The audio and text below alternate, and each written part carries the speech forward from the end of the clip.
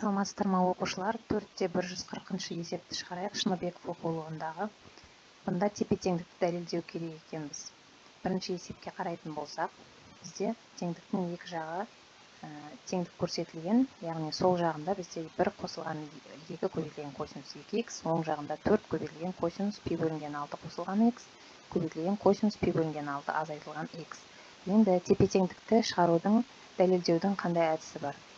Негізі біз сол жағын түрлендіре отырып, оң жаққа түрлендіріп келтіруімізге болады. Мысалға, міне бірінші есепті алайық. Біз берілген есептегі сол жағын түрлендіру арқылы, яғни жақшаның сыртына 2-ні, егер сол жақтан жақшаның сыртына 2-ні шығарып жіберетін болсақ, бізде 1 бөлінген 2 алады. 1-дің орнында мына косинустың алдындағы 2 жақшаның сыртына шықты. Сонда 2-ден 1 деген санның орнына біз косинус 60 градус деп жаза аламыз, яғни пи бөлінген 3 деп. Енді бізде 2 косинустардың қосындысының формуласы келетін өрнек шығады. Яғни біз мына формуланы қолданатын болсақ, сонда бізде мына пи бөлінген 3 пен 2х-тың қосындысы бөлінген 2 және айырмасы бөлінген 2-ның косинустарын көбейтін түрінде жазамыз.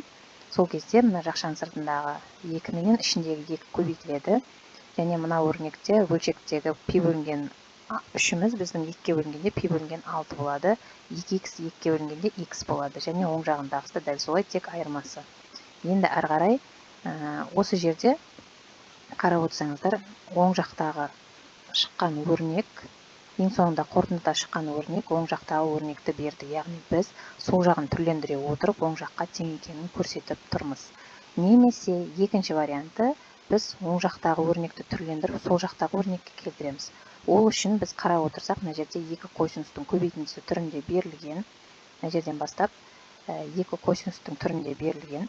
Онда көбейтіндісі түрінде. Ондай болатын болса, біз косинустардың көбейтіндісін қосындыға түрлендіру формуласын қолданамыз. Яғни 2-ден 1 көбейтілген косинус альфа плюс бета және косинус альфа минус бетаның қосындысы.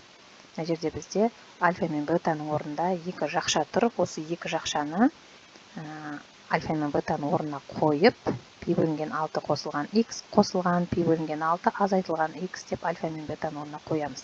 Одан кейін екіншісінде азайтумен тұр, яғни азайтқан кезде мына жерде пи бөлінген 6 минус х, х-ның алдындағы минус таңбасы қосумен алмасып кетеді, плюсқа айналып кетеді, таңбасы теріс болғаны үшін.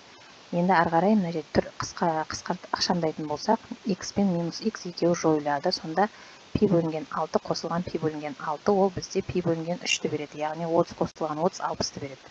Әрі қарай келесі жақшаның ішіндегі қарама-қарсы таңбалы сандар, олар пи бөлінген 6 мен минус пи бөлінген 6 екеуі жойылады. Ал х пен х қосылып 2х-ті береді. Сонымен бізде 2 көбейтілген косинус пи бөлінген 3 қосылған косинус 2х деген өрнек шықты. Ал пи бөлінген 3-ті біз түрлендіріп қайтадан 2-ден 1 деп алатын болсақ, 2 мен 2-ден 1 жақшаларды ашқан кезде 2 косинусқа бірінші қосылғышқа да, екінші қосылғышқа да көбейтілетінін біз білеміз. 2 мен 2 қысқарады, орнына санды қойған кезде. Ал 2 мен 2 қысқарғанда 1 болады, ал 2 косинус 2х өз орнында қалады. Сонда бізде сол жақтағы өрнекке теңесіп шығады екен. Өстіп түрлендіру арқылы шығаруға болады. Сіздерге қайсысы ыңғайлы, сонымен шығарсаңыздар болады.